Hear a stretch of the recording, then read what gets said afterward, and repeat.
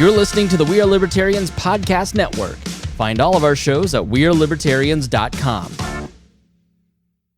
Hey, I'm Ryan Reynolds. At Mint Mobile, we like to do the opposite of what Big Wireless does. They charge you a lot, we charge you a little. So naturally, when they announced they'd be raising their prices due to inflation, we decided to deflate our prices due to not hating you. That's right. We're cutting the price of Mint Unlimited from $30 a month to just $15 a month. Give it a try at mintmobile.com/switch. $45 upfront payment equivalent to $15 per month. New customers on first 3-month plan only. Taxes and fees extra. Speed slower above 40 gigabytes. See details. Oh, it's such a clutch off-season pickup, Dave. I was worried we'd bring back the same team. I meant those blackout motorized shades. Blinds.com made it crazy affordable to replace our old blinds. Hard to install? No, it's easy. I installed these and then got some for my mom. She talked to a design consultant for free and scheduled a professional measure and install. Hall of Fame son. They're the #1 online retailer of custom window coverings in the world. Blinds.com is the GOAT. Shop Blinds.com right now and get up to 45% off select styles. Rules and restrictions may apply. Hey everybody, before we start, I just wanted to take a moment to thank all of our patrons who are so important to the continuation of the show. We just updated all of the different patronage levels, so we're keeping the same numbers, but we have different rewards. So make sure you go to wearelibertarians.com and click on Patreon, or go to patreon.com/wearelibertarians, and you can see all of those tiers.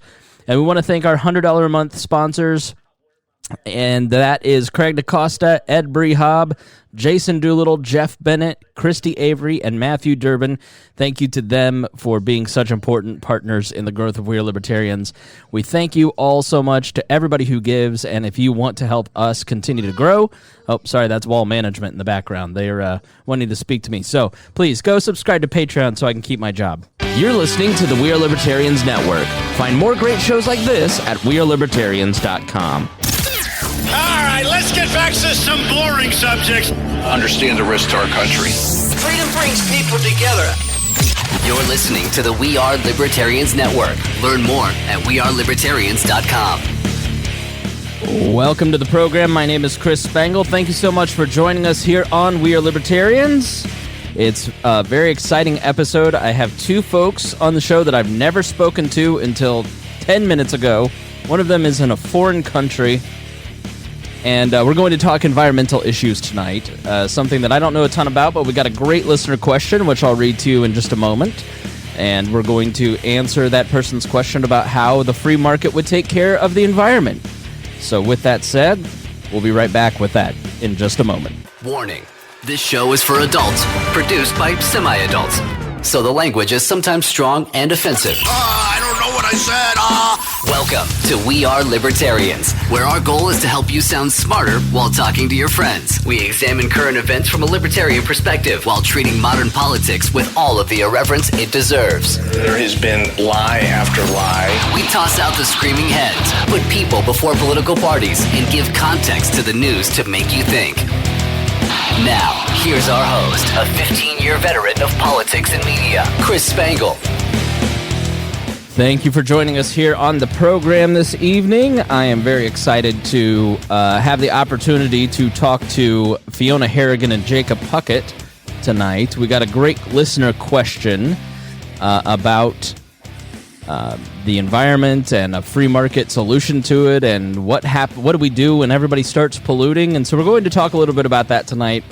Other than the Wall Dailies and the great work of Hody Johns and Paul Copeland, we have never really covered environmental issues at all, because I don't know what I'm talking about. And so I just assume that you would rather be informed than hear me go, Greta, what do you guys think? So I brought on... I reached out to our friends at Young Voices, which is a great group that provides access to a lot of young thinkers who are working at think tanks, or who are writing, who are podcasting, who are doing a lot of they're thought leaders or future thought leaders. And they hooked me up with two people that I'm happy to introduce now. The first is Fiona Harrigan. Let's go ladies first. Fiona is currently in Argentina on spring break. Corona got so bad in her hometown that she fled to Argentina. That's totally incorrect. But Fiona is... Fiona, tell us a little... Let's start with And let me say hi to Jacob, too, so he can get on the conversation. Jakob Puckett is in the safe confines of St. Louis, Missouri. And so let's start with Fiona. Tell us a little bit about yourself, Fiona. What do you do? Where do you go to school? What are you studying? Yeah, so currently I go to the University of Arizona, where I'm studying political science, emphasis in international relations. And that's the bulk of what I do with my spare time. I write pieces on foreign affairs and international relations, as well as environmental stuff. And I'm fascinated by environmentalism because it's this huge issue for people my age, for college students and high school students alike. So that's informing my interest these days. Yeah, so where did you develop this interest in it? I lived in Utah for a couple years, actually, and there are so many discussions about public lands and conservation up there, and it kind of just rubbed off on me by proxy, and I've carried it with me since. Still living in the West, it's always a relevant conversation. Why is that? I live in Indiana, and so we don't have an environment here. We just have a lot of humidity in the summertime and a lot of snow in the wintertime, and that's our environment. But in the West, there seems to be a lot more conversation, and like a consciousness towards the environment. Why do you think that is the characteristic of the West? There are these beautiful spaces, and there's this very pronounced, especially in Utah, sense of stewardship and responsibility. There's a reverence and a deference. And I've noticed that carrying over down to Tucson as well. Even though it's a city, I live right on the border of a national park. And everybody's very conscious and appreciative of that fact, and they want to keep it beautiful. Now, when I hear people are going to school for international relations, I don't really know what that means. Explain that to me. Pretend I do know what it means, but everybody else doesn't. What exactly, when you're studying international relations, what are you doing? These days, so you can focus on a region, you can focus on the general dynamics of the international order, the world systems. These days, for me, I'm interested in how people trade, how people come to understand and misunderstand each other, why wars occur where they do, refugee crises, things like that. So I'm very interested in these large movements of people and these large movements of ideas. And, that's political science broadly, but just take it on a broader scale. That's very cool. Very glad to have you here. We're thankful that you had the time and interrupted your spring break in such an interesting place to come on the podcast, and we thank you so much for that. Happy to be here. Thank you. And also with us is Jakob Puckett. Jacob, you work for the Show Me Institute in St. Louis. What is the Show Me Institute? So the Show Me Institute is basically a free market type think tank, specifically for the state of Missouri. So any public policy issue, whether it's education, energy, transportation, etc., just for the state of Missouri is what we focus on. Okay. And then we're part of a broader umbrella of other groups through the state policy network. So each state pretty much has its own state-specific think tank that does something like we do, just with whatever issues are most relevant to their own state. Yeah, here in Indiana, we have the Sagamore Institute. We have, I think, connected to the State Policy Network is the Friedman Foundation, great institution dedicated towards educational choice. And yeah, the Indiana Policy Review, which Mike Pence worked for at one point. So yeah, they're part of the State Policy Network. If you've never gone to their website, I encourage our listeners to go and check that out, and you might find a resource in your state that you didn't know existed. So Jacob, tell us a little bit about your background. How did you get involved? How did you get into that line of work? Almost by accident, actually. That's usually the answer. Nobody wakes up. Nobody's like, maybe Fiona, because she seems like she's really smart. Like, nobody wakes up at like 6 and like, you know what, Daddy? I want to be a think tank policy analyst one day when I grow up. Yeah, well, specifically for the energy and environment side, my first day at the Show Me Institute, after I finished my master's in economics at the University of Illinois, my first day, I was asked, like, what topics would you like to focus on? And then it was emphasized we could really use someone focusing on energy. And so it's like, okay, great, I'll focus on energy. And I knew a little bit about it because I had actually worked for a different state policy network group the summer before. So I started doing my research, and I really took to it a lot more than I could have expected to. And then during that research, I realized that the environment was pretty well connected to energy policy. So I've kind of tied those two into one. Very, very interesting. So you're on a libertarian podcast. We have to check your purity. We can't let this go on until we find out if you're real libertarians or you're part of the loser club. So Jakob, first, do you describe yourself as a libertarian? Like, what's your, I mean, you don't have to say your political leanings, but I mean, I imagine you're kind of libertarian leaning based on what we're going to talk about.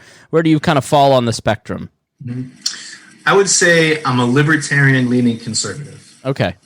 Fiona, what about you? I would say that classical liberal is a better descriptor of my ideology than libertarian. I tend to lean liberal on social issues, conservative on economic issues. So definitionally speaking, yes, I'm a libertarian. Okay. So for new people listening, I've heard this distinction. How would you describe, why would you make a distinction between classical liberal and libertarian?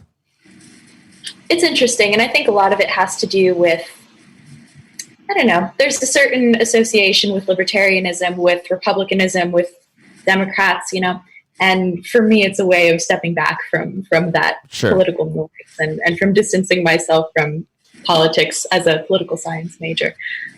Yeah. It's just a better descriptor for me.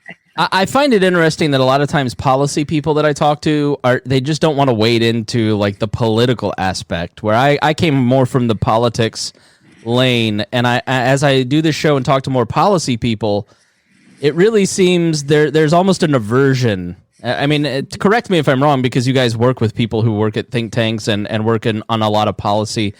Why do you think that exists with people who work on ideas? Why do you think they just throw out the idea of politics altogether?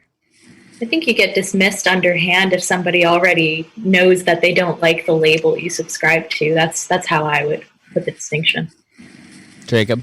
Yeah, I would agree with that. I mean, even most of the people that I work with, our discussions don't really revolve around political labels per se. We're like Republican versus Democrat, but more focusing, I guess, on the details of what that policy would entail. Okay. Very good. So, Jakob, it doesn't like lend itself to, I guess, catchy slogans in the way the politics does. Yeah, politics is more about tribalism, and that's the exact opposite of idealism and ideology a lot of times. I mean, I totally get it. Jakob, I neglected to ask you, like, how did you get into environmental issues? Why is that something that really, why is energy and environmental issues something that you're interested in? Sure. So summer of 2018, I worked at a think tank in Oregon, and my boss there is actually like a 15, 20-year veteran of the environmental movement. Started out very much on the left, came back over towards the classical liberal side. And so he taught us a lot about that. I took a environmental economics class during my master's program, so I kind of kept that mental train going, and then it's picked back up back at the Show Me Institute. Is it just that's what you read and you just find yourself going, I love foreign policy, so like that's the thing that I'm just mostly like, I don't know what it is. Fiona, when you talked about the movements of people and the grand thought, like to me that just really, I don't know what it is. I think it's my love of history that kind of informs that. Yeah. So, all right. Well, so here's what I want to do tonight. So I always encourage people to write in at editor@wearelibertarians.com. And as I say almost every show, because I want people to fully understand this, we're here to help people understand the world around them and give context to the news and what people are talking about. And if I don't know about the subject when you write in like Enis did, then I will go and find people like Fiona and Jakob who have informed opinions to give you good information. And I asked if Enis, and I am so sorry if I'm saying your name wrong, if he would be able to come on the show, but he is in Europe, and it is apparently the middle of the night there, and he just doesn't love liberty enough, to be honest. I'm just kidding. But he does know that we're answering his question, and so he wrote in with the following, and then we'll dig into his answers. So Enis writes, I have been listening to your podcast for a few months now and have found it very entertaining and useful in refining my ideas. Although I innately am a freedom lover and believer in personal responsibility, I only recently got formally into libertarianism. There has been one thing that has been bugging me quite a lot, though. How would climate change and pollution get tackled in a libertarian society? While most current governments are not great at it either, ideas such as a carbon tax actually makes a lot of sense. That could in fact encourage people to invest more in clean energies, which are actually more profitable than fossil fuels. I've had direct experiences with unregulated businesses that operate despite their utter lack of care for the health of citizens. What do you think we as libertarians can do to promote sustainability? So I think before we tackle his question fully, we have to define and discuss a couple basic things, because I don't think everybody fully agrees. I came from the right, and 20 years ago, it was very common to not believe in climate change and say that it was a hoax. And Al Gore, Fiona, I don't know how old you are, Jacob. If Fiona's younger, you may not remember. Have you ever watched An Inconvenient Truth? This episode is brought to you by LifeLock. During tax season, your personal info travels to a lot of places. Between payroll, your tax consultant, and the IRS. If your W-2 gets exposed, that's just the ticket for identity thieves. That's why LifeLock monitors millions of data points every second. If your identity is stolen, they'll fix it guaranteed or your money back. Don't let identity thieves take you for a ride. Save up to 40% your first year. Visit LifeLock.com/podcast. Terms apply. I have not. No, I'm 19. It was before my time. Okay. All right. Well, when Inconvenient Truth came out 20 years ago, it was wildly mocked, and Al Gore was the vice president. For those listening who aren't sure who that is, he was the vice president to Bill Clinton. And it was environmental issues when I was in college was largely seen as a political tool of the left to introduce socialist ideas. And in a lot of ways, it's still seen that way. If you look at the Green New Deal, it is wildly opposite of everything that I personally believe politically. And the right and people that believe in libertarianism and people who believe in the free market have not done a very good job of articulating a counter to any of this other than it's a hoax. And so I think a lot of people are listening going, okay, how would we solve climate change? I don't even believe that this stupid thing is real. Now, as time has gone on and you just go watch a couple Vice videos where they do embedded journalism up at the polar ice caps, and you go, oh, burning all the palm trees for palm oil that floats up all of the black soot onto the polar ice caps, and it's melting them at an alarming rate. I guess I believe it's real now. But let's start with asking the first question, is climate change real? And I'm going to go to Fiona first, Fiona Harrigan. Scientific consensus, at least to me, is pretty clear that it is real. There have been increases in things like carbon emissions that we can just measure against historical counts. And we can see that there is this trend that does directly correlate with human activity. And I think it's important to distinguish human activity versus natural activity, because there is such a thing as natural global warming and climate change. And that's where a lot of people get hung up. But in terms of human activity, I would say that it's pretty undeniable that climate change exists. And Jacob, what about you? Yeah, I think it's pretty clear that humanity, through its activities, definitely has an impact on the environment. When you get into, I guess, the political realm discussing climate change, I think it has a tendency to be overblown a little bit, especially when there's a difference between the satellite temperature readings and the surface temperature readings. And when you start to look at the differences, you realize, oh, it might not be warming precisely as fast as the most alarming proponents would have you believe. But yeah, humanity definitely does have an impact on the environment.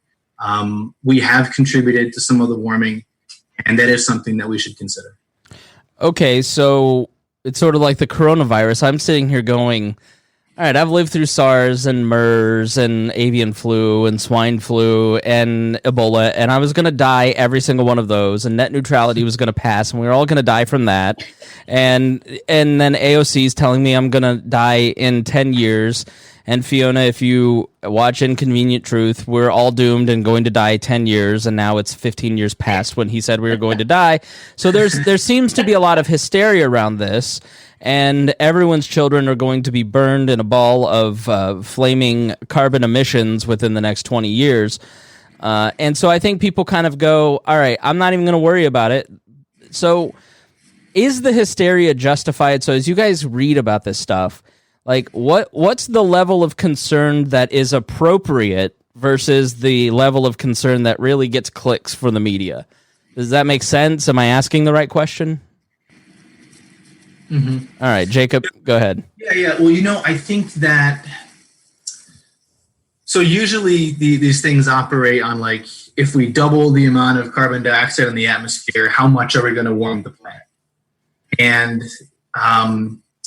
the more sensible estimates, in my opinion, are, it will warm it. The planet will warm, but it won't be to the disastrous levels where, Manhattan will be underwater, or the beaches in Miami and the properties will be completely covered by the ocean.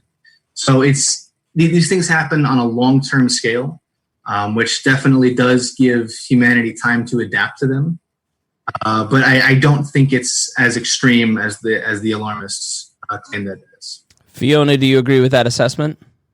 I would agree. I would say that we should be, at least speaking from my generational perspective, I'm a person who will have to deal with these repercussions in my lifetime if these prophecies are true. I think we should be alarmed, but not alarmist necessarily. I think that by taking such a doomsday approach to these issues, you shut yourself off to any discussions of trade-offs or compromises. And I think that with an issue that is so global and so all-encompassing, it's more important than with most other things to consider trade-offs and compromises as viable options too. So now we've established that it is real, that it is something we need to be concerned about. And a lot of people that are concerned about this issue will say the only way to get something done is to have the government do it. We need a big government intervention to actually see action take place on climate change. Let's start with Fiona. How would you argue against that from a free market perspective? From a free market perspective, you can look at all sorts of environmental regulations and legislation that have already been instituted by the government. So recycling, for instance, something like 7% of all recyclables are processed correctly as a result of government action. The Endangered Species Act, Clean Water Act, Clean Air Act, these sorts of bills all have massive repercussions and unintended consequences. It's hard to find perfect answers when it's such a knowledge problem at its core. People don't have all the answers, and by trying to make one party have all the answers, you're just asking for some kind of trouble and misunderstanding. So when you say something like the Clean Air Act has had repercussions that were, I assume you're assuming negative consequences. Like what are some of the negative consequences from some of these government actions that we've seen? So the Clean Water Act, I think, is a more interesting example. The Clean Water Act deals directly with point pollution, but not things like agricultural runoff, which contributes massively to water pollution. So in a sense, they don't consider all of the moving parts, these moving parts that more free market approaches maybe would be better at considering. Okay. And so what are some examples of free market wins in fighting pollution, for instance, and climate change? There are all sorts of proposals by so-called free market environmentalists, and there are a lot of really interesting organizations doing work on those fronts. One of the more interesting proposals that hasn't been nationally instituted necessarily is cap and trade, which has primarily been applied to emissions, but has great potential for carbon dioxide, which is where we see a lot of these global warming effects coming in. And I think Jacob can speak a little more more pointedly on that front, I suspect. Yeah, so I saw Elon Musk, and I may have been on 60 Minutes, talk about this as they were touring the Tesla factory and talking about batteries and sustainable energy. And this was probably 5 years at least ago. And he was like, it's just not there because the batteries don't work. And you really need to get carbon taxes or cap and trade in place where people need to be fined for their carbon emissions. Financial penalties are the only way that people will actually adjust their behavior. Is that true, Jacob? What is cap and trade, and do you believe that a carbon tax is the only way forward, that we need the government to intervene to really solve climate change? But you guys set me up perfectly for what I was hoping to talk about tonight. Excellent.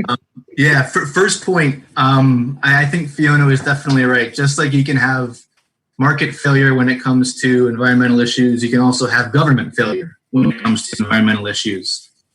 And specifically with cap and trade and carbon taxes, those are, in my opinion, the forgotten side of environmental regulation per se. Because like when we think of regulation, we mostly think of what's called command and control regulation. Like your smokestack can only have this much amount of emissions coming out of it. Your car must have this level of fuel efficiency. But when it comes to, let's just start with cap and trade. If your goal is to reduce emissions by a certain amount, the government can say, all right, look, we're going to cut emissions by, say, 50% over the next 20 years. And that's the cap. The trade part comes in to where each company that is emitting these, whatever it is, say it's carbon dioxide, but whatever company is emitting carbon dioxide in large amounts is given a permit, usually for 1 ton of carbon dioxide emissions. So they have this permit that's basically a right to emit 1 ton of carbon dioxide. And then only the amount of permits that are required to reduce carbon dioxide emissions by 50%, whatever the cap is, are circulated among whatever companies are in this market that the government created. And then those companies can trade their permits. They can say that if it's cheaper for them to reduce their emissions through, say, some new technology rather than holding on to their permit, they can sell those permits and just reduce the emissions. So let me just stop you and put it in other words, just to be clear. Sure. So it's sort of like a liquor license, where there's a certain amount of liquor licenses here in this town, and you can buy a liquor license from a bar that's closing down, but you basically buy credits. You buy the permit for this amount of CO2 emissions, and if you need to buy more, you can go into the market and buy more. And then that allows you, so you're putting a cap basically on the amount of emissions, and you're creating a system of trade around those particular permits. Am I getting that right? I think so, yeah. I'm not too familiar with the liquor license, but basically the main government action in this is setting the cap, and then it's up to the companies to decide how to meet the amount of emissions under that cap, whether it's trading their permits or advancing the technology on their own. So do you both believe that government should have a role to play in fighting climate change? Well, that's a tough one. I do think that there is a beneficial role for government to play, but it's not as hands-on as most other people would agree to. I think at a certain point, climate change and discussions about regulations, they tend to negate human nature and try to overrule human nature, whereas something like cap and trade is conscious of the fact that we can't get rid of all pollution, of all emissions. And most economists on our side of the aisle would say that the optimal amount of pollution is not zero. And I think that's important to keep in mind. So insofar as the government can keep that in mind, sure, there's a role. What about you, Jacob? Yeah, I would tend to agree with that. I think it might be a bit extreme to say that there's no role whatsoever, but you can go to the other extreme just as easily. And if the goal is to reduce emissions by a certain amount, then yeah, I think the government could play a role in that. Okay, so just at least at that top end, but you have to set up the system where the government.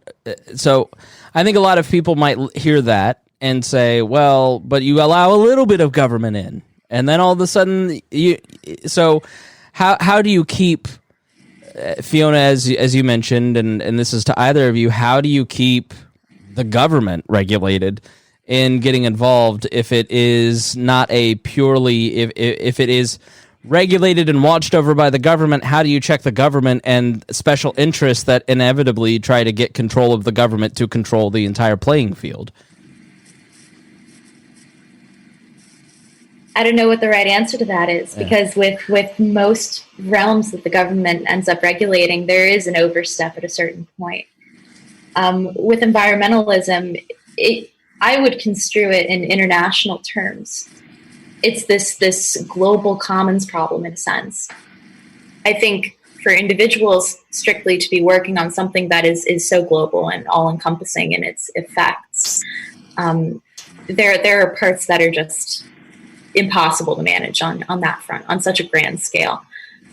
So I do believe that a government would have a role in that sense in particular, but it is about empowering specifically individuals and organizations and even businesses and companies to better their practices, whatever incentivization actually means at that point. So how do you check the government, Jacob? Well, I don't know if there's one right answer to this, but I think we can look at some of the cap and trade programs that have worked and seen what made them work, and then if they fell apart, what made them fall apart. And there's usually a certain theme that keeps reemerging in these matters. Like if we take one cap and trade program that worked very well, the sulfur dioxide acid rain program back in the 90s and then early 2000s. Classic cap and trade program set up by Congress. The EPA was pretty much legislated out of it by Congress. They didn't really have the authority to get their fingers in it. Unfortunately, when they did, starting around 2005, they introduced all sorts of rule changes that they weren't accountable to anyone to change per se. Whereas the program was set up by Congress, so you had the built-in gridlock in the congressional system that kind of acted as a check on its own to any drastic changes that were made to the program. But when the EPA got involved, they effectively crashed the program 2 years later, after it had been running for about 15 years. Right, and so hopefully if we have enough examples of government failure, then people will start to get the memo that, and I really do feel, and this is what I try to say to people, like, just point out that we can't have a libertarian society or free market solutions because X might happen. You know, I was talking about Medicare for all, and is it Martin Schenkel, the drug guy who bought the company and spiked the prices? I'm like, you realize that happened in your utopia, right? Like, that happened under a highly regulated, and he's so, like, a bad actor is so uncommon still that we make Netflix documentaries about the guy. So I think sometimes we have to point out, like, the bad actions are still going to happen. There will always be bad actors with some of this stuff. So that's interesting, Jacob. So cap and trade systems are already being employed. And I think maybe I'm looking at this from a very simplistic view, sort of the AOC view of we're going to have one bill that fixes everything and we're going to have one giant program that is going to completely save the environment.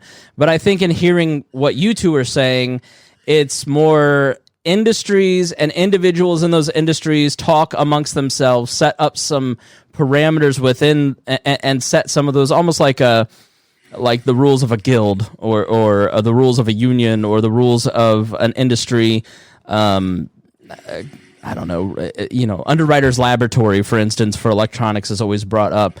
So it's more the way that you two, or the way that I hear you talking is that it's much less global grand scale and much more be a leader in your own industry to help lead your industry towards a more green solution. And that I, in Indiana, don't need to sit here and how to fix the world and save the planet. let individuals do it and innovate within their own industries. Fiona, you're shaking your head. So am I thinking about it too simplistically that it needs to be one giant plan to save us all? No, I was nodding, actually. I do think it is a perfect example of a knowledge problem. Again, there are so many moving parts within environmentalism and climate change, and conservation and pollution. These are all inherently different terms with inherently different challenges and solutions. By that virtue, it's important to be able to apply different solutions and remain open to solutions that we might not have even considered. There is no one size fits all, and there are, as far as I can see, there are no perfect solutions. There are only better and worse solutions to these problems. Right. Okay, so Jacob, I'm being too simplistic trying to think of my own libertarian Green New Deal. The cap and trade systems that are already going on in industries, that is the way forward, letting industries sort of self-regulate? I think Fiona hit the nail on the head. Like it's a knowledge problem when you try to introduce one plan or one agency trying to regulate the entirety of whatever it is they're trying to regulate. Whereas this can work for either cap and trade or carbon taxes. If you make it a technology neutral goal to reduce, say, emissions by a certain amount, and then let the companies or the industries figure out how to reduce it on their own, they're going to find the most cost-effective ways because they have that profit incentive in their mind. They're not going to, they know what the rules are. As long as the rules are enforced and they're standard throughout the whole duration of the period, they're going to find more cost-effective ways to do it than some person sitting a couple hundred miles away who's never been to that power plant or that automaker can find on their own. And just to go off of that point, I think young people my age, of my generation, are becoming more and more amenable to and supportive of green businesses and green technology. It's really a priority. And in a sense, they vote with their pocketbooks and they express that preference through price signal. About 10 years ago, Johnson & Johnson, I believe it was Johnson & Johnson, was airing ads showing how they had made their plants carbon neutral, basically. They were spending marketing dollars to tell me, sitting in my living room watching Biggest Loser or whatever it was at the time, that they had gone carbon neutral because they recognized there was a significant and growing industry. Like if the idea of walking into a Walmart in 2002 and seeing organic food and having green choices in your cleaning products and that just didn't exist. Like there have been whole new markets that have been created, and the market has totally responded to meet the needs of people that frankly, I'm not eco-friendly, unfortunately. And so people like Fiona, I assume, push the companies to do stuff so that I go, all right, I'll spend a little more for some organic eggs, or I'll buy that cleaner that is better for the environment. So I think that in and of itself is a way that the free market is responding to environmental needs and increasing the ability for for people like me to make better choices, because I just frankly wouldn't go. Like I had a friend who went to the donut shop and took a reusable container to not take the cardboard, and I'm like, oh, I guess I never would have thought of that, right? So yeah, the market is already responding in a lot of ways. And so what are some, because you wrote a piece, Fiona, that I'll put in the show notes, environmentalism and economic growth go hand in hand. And so talk about that a little bit. First Fiona and then Jacob. Environmentalism doesn't mean big government solutions and higher taxes. It can mean economic growth. Yeah, absolutely. It can mean the choices you make on a personal basis. Looking at the trend of how environmentalism has been perceived over time, it's transformed from this middle importance issue to the top priority for people my age, for Gen Z and millennials.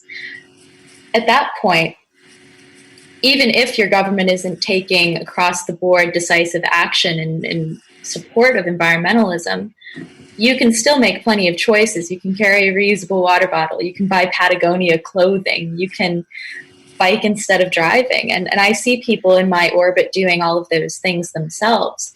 And once enough people do that, it does send a very clear signal to companies and businesses that this is the profitable way to operate, that this is what people truly value now. Jacob? Yeah, I think that being environmentally conscious and growing your economy can go hand in hand. There's a concept in economics called the Kuznets curve. Basically, it looks like a bell shape, the bell curve shape. And the idea is that as countries get more economically developed, their environmental impact will go up for a certain point, and then it reaches a turning point and it starts to come back down. And we can see this happening in a lot of places throughout the world. For instance, a lot of first world countries, their emissions have pretty much been flat for a while, and they're projected to be flat going forward. Whereas most of the increased emissions are coming from the more developing world. And so probably once they start nearing first world status, their citizens will get more environmentally conscious because they have that luxury at that point. And then you'll start to see more environmentally friendly solutions happen as people start to care about that more. Okay, and so let's switch it up a little bit because nuclear power seems to be mentioned a lot. I remember watching one. I really do like the HBO Vice show. I know that most libertarians are calling me king of the loser club for liking Vice videos, but I think that they do talk to a lot of interesting people, and they talked to this in one episode. One of the founders went out and talked to this kid in, I think, Nevada, who had taken nuclear waste and had turned it into an individual nuclear reactor for every home that was completely safe. He had figured out the problem of nuclear waste and had turned it into a home battery, basically. It was incredibly brilliant, and I just always look at that kind of stuff and go, well, that's the free market at work, supported by universities. But nuclear seems to get a bad rap in the environmental community. Obviously, things like Fukushima, Chernobyl in and of itself was a bureaucratic failure. Like, I know the HBO Chernobyl show was not historically accurate, but it was historically accurate enough to show exactly the problem that you see with, frankly, things like the growth of the coronavirus in China with authoritarian governments. But I think Fukushima set back the conversation on nuclear a little bit. When you guys are studying up on this stuff, what are your own opinions on nuclear? What is sort of the talk of nuclear in 2020 or 2020, I guess? Jacob? Okay, yeah, I'll go ahead and take it. I think if you're looking to reduce the emissions impact from your power sources, then nuclear power is easily the best answer that you can be looking for. When you take into consideration deaths from accidents and things like that, emissions in the air, when you compare the main power sources throughout all of history, nuclear power has the lowest death count by far. There are several countries that run with large amounts, possibly even majorities of nuclear power powering their electricity. France, it's about 70%. Sweden, it's, I think, around 40%. There are a couple other European countries that are in the same type of situation. So it is possible to scale up nuclear power to the extent that it can be one of your main sources. And as a result, those countries have much cleaner electricity than even, say, Germany, which is a poster child for the renewable energy movement. France has about 1/3 of the carbon dioxide emissions per person as Germany, and their electricity is half the price. Yeah. So it's definitely an option that I think, unfortunately, is written off all too soon. Yeah, and to branch off of your point on Germany, they're trying very actively to completely swear off of nuclear power and to shut down the plants that they've operated over the years. Nuclear, there have been a couple incidents throughout history that become these caricatures and these symbols of what nuclear could be, but in reality, it's a whole lot more efficient than things like solar energy and wind power. those things are highly dependent on weather, and they can't be active all the time. Whereas nuclear is much, much more productive. So what about, Jacob, did you have something you want to add? No, I was just agreeing. Like, nuclear runs about 90% of the time, wind and solar usually less than a third. And that's what I wanted to ask you about, because, again, I'll put this in the show notes. You wrote an article, Jacob, Renewable Energy, Too Much of a Good Thing, and I was surprised at how much more expensive and inefficient some of these renewable sources were. Can you talk a little bit about that? Definitely. Well, let's say you have 1 megawatt of natural gas power and you want to replace it with, so let's say nuclear power. So I'm talking about that. 1 megawatt of nuclear power, you want to replace it with wind power and solar power. Nuclear power will run usually upwards of 90% of the time. So you're going to get pretty close to 1 megawatt of power from each megawatt of capacity that you've built for nuclear. For wind and solar, it's completely the opposite. It's less than a third. So you would have to build 3 times as much capacity just to get the same amount of electricity that you're generating. And then you've got to take into consideration the fact that those sites for the best power from the wind and the sun, usually you have to build a lot of transmission lines because they're very far away from where people live. So the bills for that add up. And then, like Fiona was saying, they're not running all the time. So you're not going to rely on power from the sun at 9 o'clock to watch the Super Bowl. You're going to have to get it from somewhere else. And there just simply isn't enough of it around all the time. And when you try to go too far with that, beyond what's reasonable, then the prices really start to stack up. For instance, Germany has the highest electricity prices in Europe. And they're also probably the most committed to developing wind and solar power. You can see it in California. You can see it in other countries that have these same policies. And when you start to pull back the curtain and look at what all goes into the prices, it's really not that surprising. Fiona, anything you'd like to add to that? No, that was incredibly comprehensive. I think that things like wind and solar, again, a lot of it has to do with the image. Nuclear is perceived as this dirty thing, and wind and solar are attractive. They're almost cartoonish representations of what environmentalism is. And they've been so fully embraced for those reasons. But it's important that we look critically and see where our money should be going, where it would be most efficiently spent. So when we talk about, excuse me, I just got back from China. So when we talk about energy and energy policy, and maybe we'll throw this to Jacob because this seems like he's salivating as I start to ask this question. Fiona and I can see it. So when we talk about how to power America and power countries around the world and bring in countries like China and India and Indonesia and the BRIC countries, Brazil, Russia, India, and China, and power their needs, because realistically, China, if you didn't see, you should look this up if you didn't see the incredible photos out of China after the coronavirus shutdown, where they're completely shut down, and the CO2 emissions over China have completely disappeared in the last 2 months, and the heat map is just completely different. It's fascinating.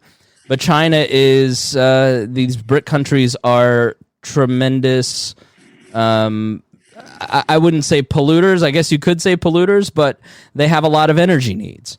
And so as we start to look at a world energy policy and an American energy strategy, how do we do it? If solar and wind and these things are not necessarily the right way to go, what are you both choosing to help power the country with? Jacob, we'll start with you.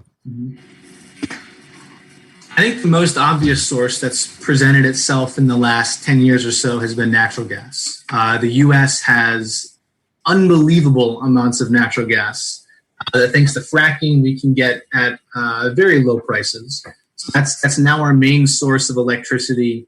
Some vehicles are starting to run on compressed natural gas. I think it's a good idea also, though, not to try to have one energy source as your all-encompassing be-all, end-all of where you get your electricity. That'll leave you really vulnerable to price shocks, or if you depend on other countries, part harvesting. Mining for coal or uranium, then you're really dependent on everything that goes into not only your political relations with them, but their internal stability. A lot of it depends on the needs of the country and what types of resources they have at their own disposal. China, for instance, has a lot of rivers, so they can make massive use of hydropower, whereas for a lot of the U.S., we just simply can't. That's really restricted to a couple areas.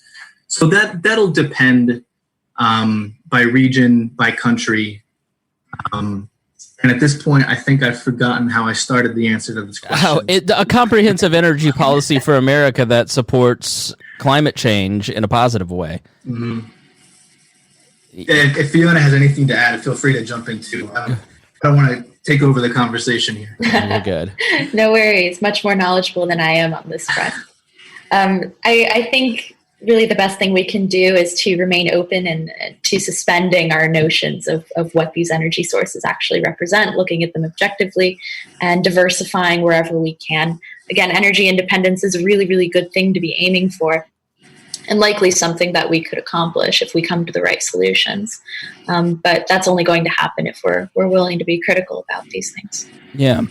So that leads me to the gas prices. I mean, when I was in high school, Fiona, you could fill up a tank of gas. Back in my day, I could fill up my 95 Ford Mustang for $15 for a full tank of 10 gallons of gas. It was amazing.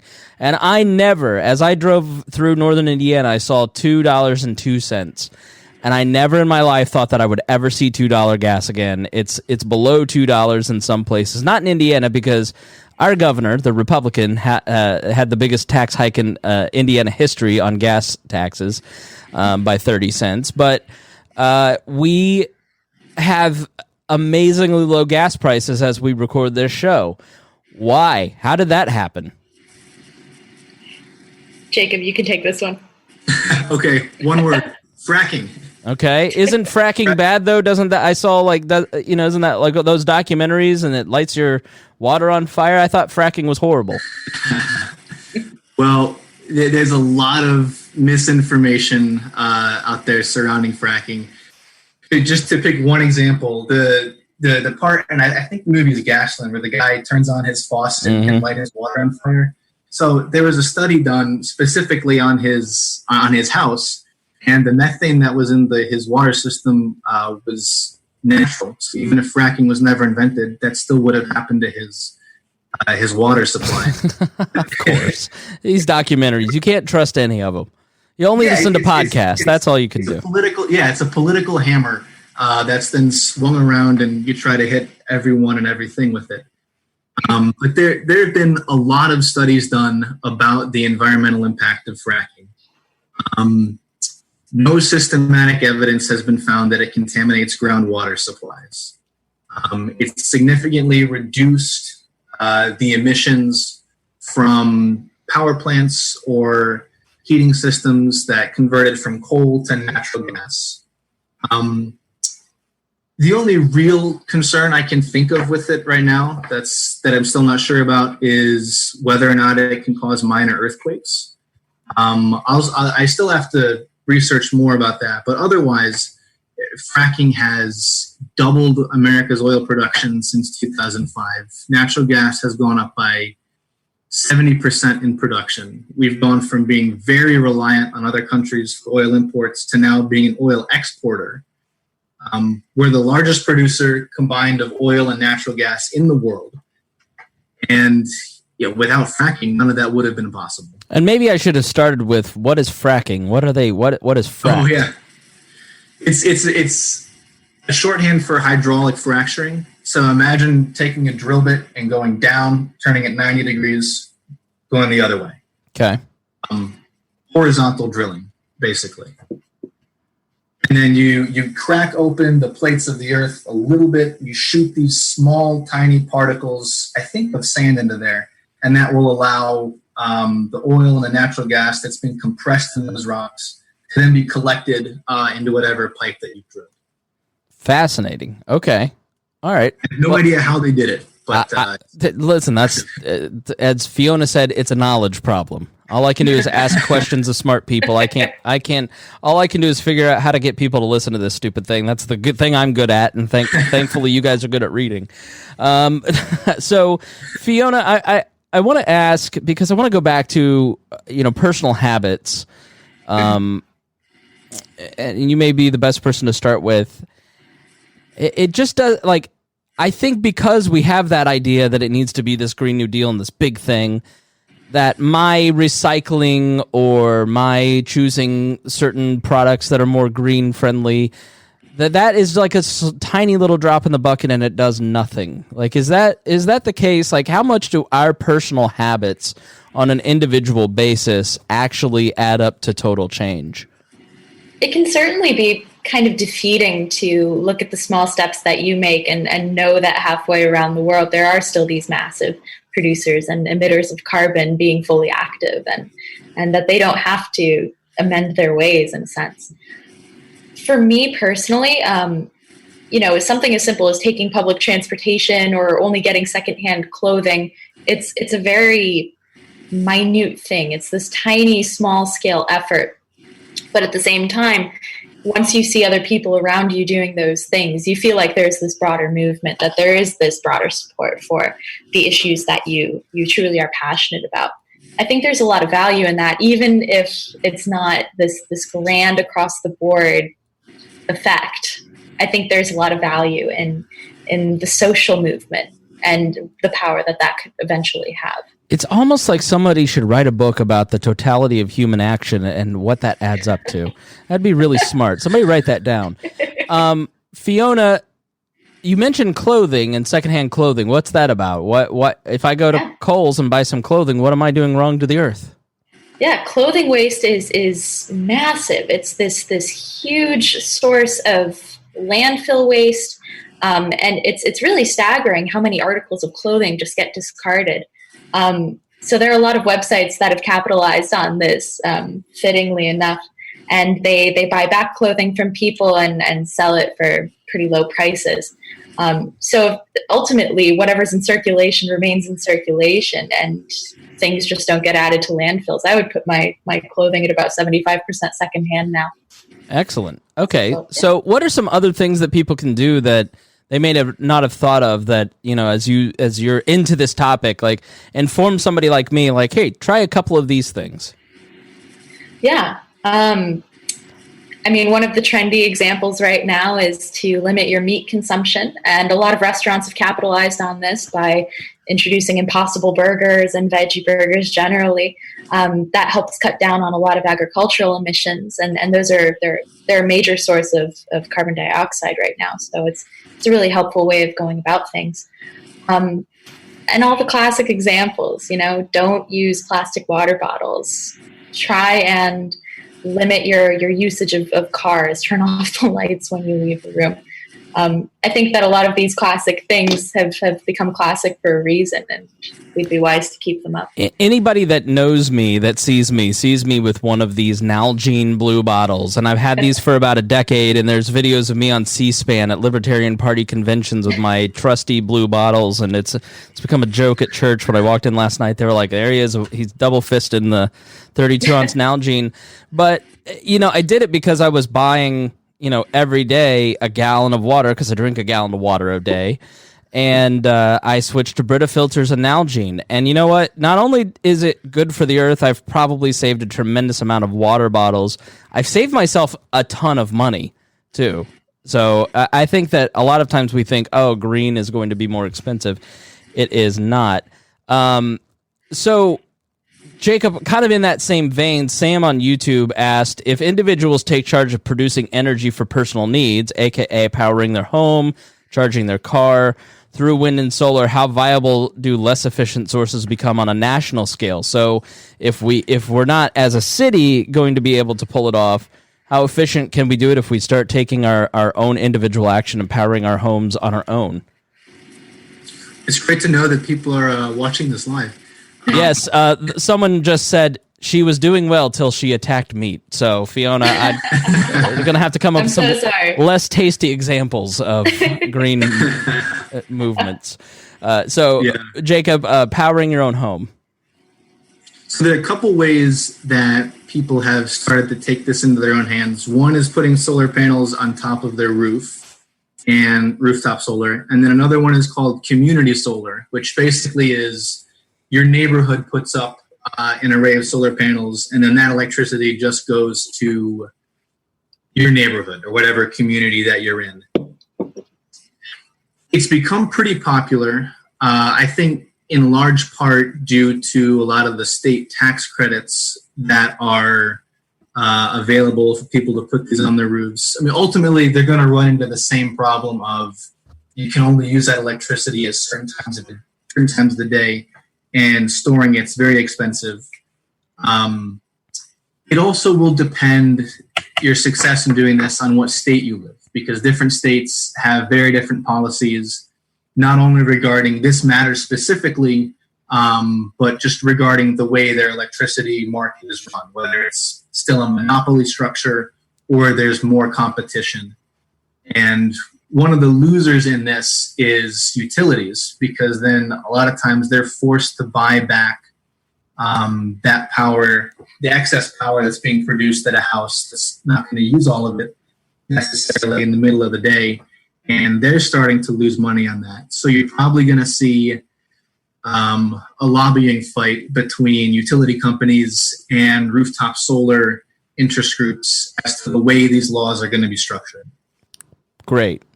We're almost out of time, so I have a couple more questions that I want to get in. So I would be remiss if we didn't enter the land of anarchotopia and just go to a purely free libertarian society, because I know this is a question that gets asked a lot, and it's kind of fundamental in what Enis is asking us. How do you deal with polluters in a purely libertarian society where there is no government? I think we have the idea, rightly or wrongly, that the government is what cleaned up the rivers. The three rivers in Pittsburgh lit on fire in the 70s, and Jimmy Carter came in and founded the EPA, and that is what cleaned up America. And so in a world where we don't have an agency cleaning up the rivers and enacting the Clean Air Act, how would we deal with people who are polluting, and how do we police the bad actors, I guess is the way to put it, in a free market? Jacob? Sure. I'll throw something out there. So there's been some research done on this. The circumstances of which, or under what circumstances can individual communities police themselves better than a regulatory agency regarding pollution and waste? Generally, what it comes down to is you have a small group of people that are relatively homogenous. They know each other, they trust each other, and they know what each other are up to. So when you have situations like that, you can have the community itself be the best enforcement mechanism for limiting pollution and waste and avoiding the whole tragedy of the common scenario. Now, when it gets to like a much larger scale, countywide, statewide, nationwide, I've just got to say I'm not familiar with what research has been done on that topic. Okay, Fiona, do you want to tackle it at all? I would agree that that's where it gets complicated. It's like prosecuting because it would take on the form of some kind of transgression, some kind of crime, if we're treating it as a violation of a law or policy. And just as prosecuting any big offense in a bigger society, a more diverse society becomes difficult, I think it would be similarly difficult. It's hard to say in a structure of that nature what the solution would be. But in terms of a small community, it seems like there is a certain amount of self-regulation that is implied. Absolutely. I typically don't think most people want to be bad actors. I think a lot of it is people don't realize, thalidomide is probably something we shouldn't give to pregnant mothers. We're really sorry that happened. And that's where insurance kicks in. And sorry we messed up, and the insurance helps pay for it usually. So at the end here of every episode, we like to give our co-host time to self-promote, but also to talk about anything that they may have missed or to clarify anything. So I want to give you some time as you were maybe thinking about this show. You're like, I really want to say this thing, and we didn't get to it. I didn't talk about it. Or you just want to just, or you just want to say, hey, here's my work. Go follow me here. Feel free. So ladies first, let's go to Fiona. Is there anything that you feel that people need to hear now that you're talking to the people or that you may have missed? I think it's a bit of a controversial take, but Greta Thunberg has some valid points, valid arguments. I think she starts in reasonable enough places, in places that we should all come to understand. The solutions, I think, are where we should be a little more critical and maybe not quite as doomsday as she happens to be. But at the same time, I think voices like hers are really important and really representative of how young people feel about these issues. I love memes as much as the next guy. But I really do feel that when libertarians go off the deep end on somebody like Greta or AOC or Trump, I feel like we hurt our cause because people like yourself go, that seems kind of cruel and unfair. I think where the breakdown is, and here's what I would say, and you correct me if I'm wrong because you've clearly followed her a lot closer than I have. It's like when we're giving her the Nobel Peace Prize because she stood up and said something that is generally a widely held opinion, but she's a kid, and so everybody's impressed with her. Like, that's where it's sort of like, I think a lot of people go, okay, really? You're just trying to indoctrinate. You're trying to force this down my throat, and I'm tired of having things forced down my throat. Is that an unfair assessment of her? I wouldn't say so. I think it's a little bit drastic to view her as this saint, this bringer of salvation in terms of environmentalism. At the same time, though, she's a kid who's clearly thought about these things, worried about these things. And again, that really is representative of how young people feel and the sense of urgency that they're operating on. I think for something as complicated as conservation and climate change, it's important to listen to every voice in the mix and to give weight to those opinions and to be open to things that maybe you aren't so comfortable hearing, which is what she's done and which is why she's become so controversial and popular. Okay. Jacob, anything that you would like to say or any self-promotion? Nothing super controversial, I would say, other than... You're not going to attack meat now? Come on. Fiona's bringing the heat, man. She's about to get Twitter DMs. Come on, Jacob, go. Controversy is cash. Max out your meats in single-use plastic. No, no, I'm kidding. It's important to keep in mind government can have a role in protecting the environment. It's just important to consider what that role is and what type of parameters we should keep around the government, the same way we're so quick to keep parameters around free market solutions. See, Jacob, way more controversial, Fiona. Now it's your turn to really do this. He's saying the government has a role. The anarchists in our audience are going, Gotta step it up. Yeah. Yeah. Go after bacon next, Jacob. Come on. Yeah, so I'm more of a sausage. I'm joking and I'm stepping on you. So please continue. Like, what are you like? When you say that, I think a lot of libertarians, and going back to the cap and trade thing, they go, yeah, the whole point of this podcast is to not have any government, which partially yes, but we're also here to have conversations about a lot of this stuff. So, why do you say that? Why do you feel that way? Well, when I was in the libertarian movement a few years ago, I always thought that I was quick to point out when people say, like, oh, you're a libertarian, you're an anarchist, you want Somalia. It's like, no, I'm not saying that there should be no government. I'm saying the role of government should be narrow and defined to things such as defining and enforcing property rights, for instance, which can have a very big impact in environmental policies like cap and trade. And when it comes to, I guess, keeping a check on what power the government has, it's very important to do that, especially with programs like cap and trade. Okay. Where can people follow the both of you if you want people following you?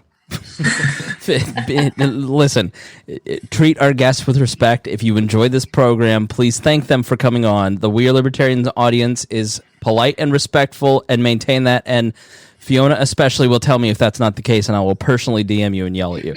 So if you'd like to have people follow your work, please tell them where they can do that.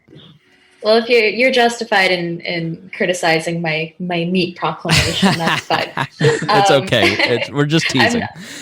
Absolutely. I'm the only Fiona Harrigan who writes about these sorts of things, so feel free to look me up on Twitter or just Google me, and all my articles about the world and the environment will pop up.